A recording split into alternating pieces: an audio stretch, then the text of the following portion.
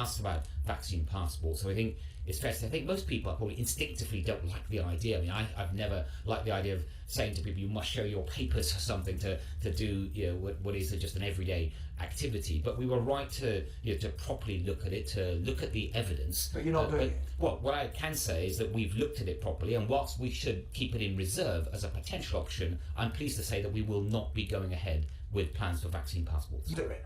Well, I think we're absolutely right to look at it. Other countries have used this measure or looked at it and discounted it, but they've had to use it. I mean, they're very common in France. You know that they're coming in. They are, but it should be looked at in combination with other measures. So many countries at the time they implemented it was to try and boost their vaccination rates, and you can understand why they might have done that. That we were considering the issue of vaccine certification. We hadn't ruled it out, but we wanted to properly consider all of the issues, and that is what we have done.